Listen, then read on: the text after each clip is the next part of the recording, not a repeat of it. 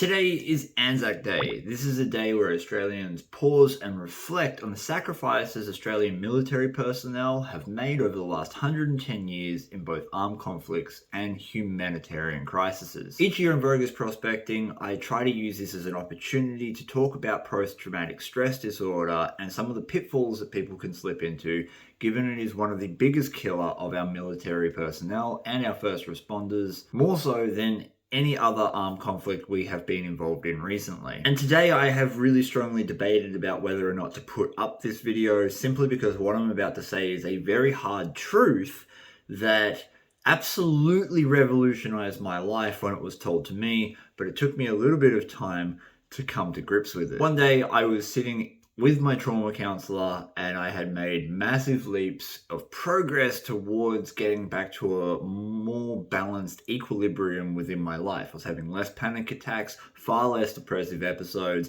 and I was able to handle greater levels of stresses, so the triggers that I would find out in the world. And the thing that was really holding me back was my inability to be able to envision what my life could actually be. You see, the thing is, when you get stuck in post-traumatic stress disorder, it becomes all-consuming. It is your everyday normal. And because it's so heavy, so intense, and so dark, it's very difficult to see out of it. And oddly enough, to even contemplate, at least for me, the idea of becoming someone who had a normal, functioning, regulating nervous system was terrifying, because I didn't know what that felt like. So I held on to my diagnosis. I had PTSD, my PTSD. That diagnosis was essentially my personality. That was right up until my trauma counselor turned to me one day after I expressed that feeling to her, and she goes, "Chris, there is no first place prize for suffering." And she's right. There is no trophy, there is no medal, there is no cash prize, there is nothing to be gained from being the one who can suffer the greatest. What lays at the end of the path of the person who can suffer the most is ultimately crippling depression, anxiety, and possibly even suicide. That's where I found myself in 2016. Beating myself up, sitting in my misery, not reaching out for the things that I wanted to achieve was holding me back from my life. It was terrifying to try and figure out who I wanted to be. But so often we weigh up the pros and cons of doing something, and we rarely weigh up the pros and cons of not doing the thing. Sure, creating a new identity, figuring out who I wanted to be, and leaving my trauma in the past was a scary prospect for me, because that's all I knew. But if I didn't do it, I was left with crippling anxiety, depression, and suicide attempts. The cost of not doing it was so much greater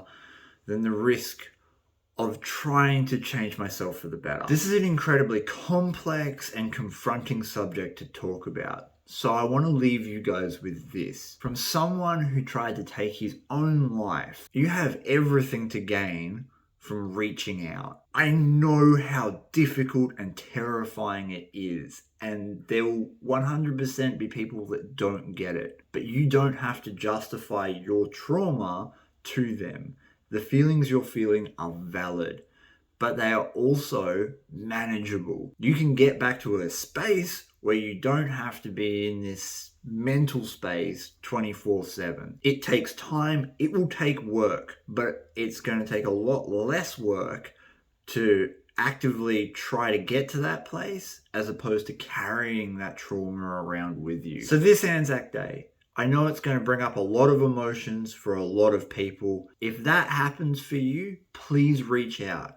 Whether it be to a family member that you can trust, a friend that you can trust and confide in, or one of the anonymous helplines such as Lifeline here in Australia that will be able to give you support while you're going through that level of emotion, and then look for some long-term help in the form of a psychologist, a trauma counselor, and don't be afraid to go through several of them. I went through seven different ones before I found one that worked for me, before I found one that was on the same level as what I was. And lastly, if you know someone that's in this situation, you don't have to try and fix them, you just have to be there for them.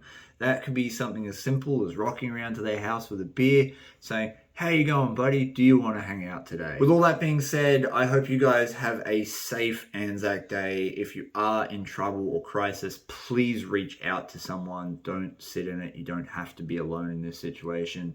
Please look out for your mates. And until next time, from a very sleepy puppy and myself, peace, and we're out.